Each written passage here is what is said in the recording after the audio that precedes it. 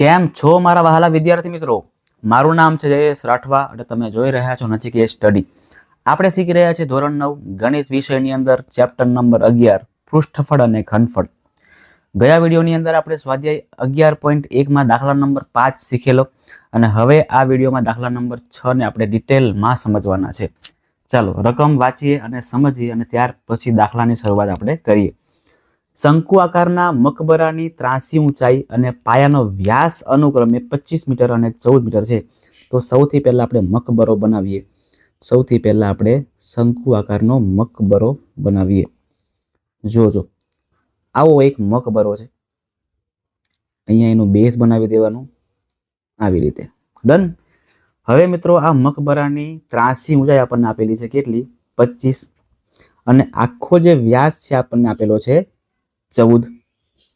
તો મિત્રો આપણને તો ત્રિજ્યાની જરૂર છે. આપણને જો આ રીતના ઊંચાઈ આવે પછી આટલો જ ભાગ જોઈએ છે આપણને, તો અહીંથી લઈને આ ભાગ કેટલો આવશે? અહીંથી લઈને આ ભાગ કેટલો આવશે? તો કે ભાઈ 14 ના અડધા કરો તો કેટલા આવશે? 7 આવશે. તો લખવાનું કે વ્યાસ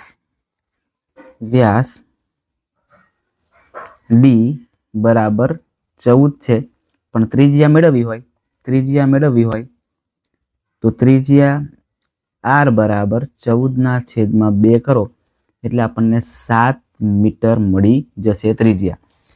લંબાઈ આપણને આપેલી છે એલ, આપણને આપેલી છે ત્રાસી ઊંચાઈ આપણને આપેલી છે 25 મીટર. બસ. તો હવે શું કરીએ? તો કઈ નહીં, હવે ડાયરેક્ટ સૂત્ર જ મૂકી દેવાનું ભાઈ કે શંકુની વક્ર સપાટીનું ક્ષેત્રફળ. શંકુની વક્ર સપાટીનું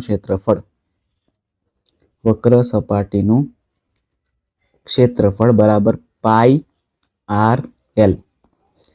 પાઈની કિંમત આપણે કેટલી લેવાની છે? 22/7 લેવાની છે. આર આપણને 7 અત્યારે મળ્યા અને એલ ની કિંમત આપણને 25 આપેલી છે. 7 કેન્સલ થશે. 22 અને 25 નો કરવાનો આપણે ગુણાકાર. તો મિત્રો 22 અને 25 નો ગુણાકાર 550 થશે. 550 થશે. કેવી રીતે સાહેબ? ખબર ના પડે, ડાયરેક્ટ કીધા કરી નાખ્યું તમે.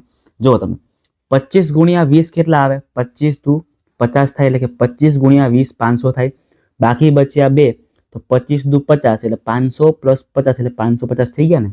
આવી રીતે ગણતરી મેં મોડે કરી નાખી. તમે પણ કરી શકો છો આવી રીતે ગણતરી, હે ને? હવે 550 મીટર સ્ક્વેર મળી ગયું.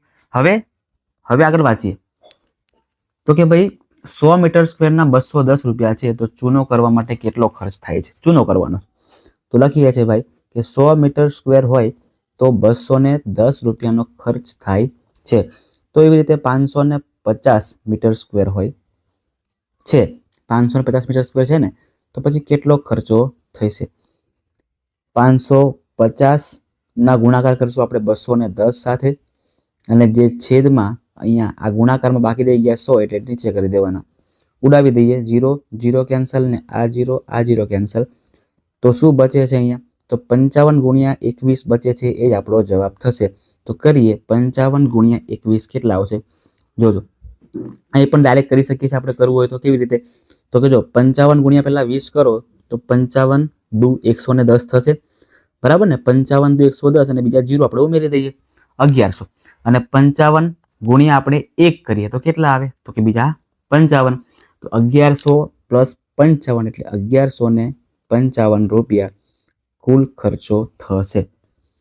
ક્લિયર છે મિત્રો? ચાલો, તમને વિડીયો કેવો લાગ્યો? તમને દાખલો સમજમાં પડી કે ન પડી એ મને ખાસ કોમેન્ટમાં જણાવજો. અને મિત્રો તમારા મિત્રો સુધી પણ આ વિડીયોને અચૂકથી શેર કરજો. જો તમે ચેનલ પર નવા છો તો ચેનલને સબસ્ક્રાઈબ પણ કરી નાખજો.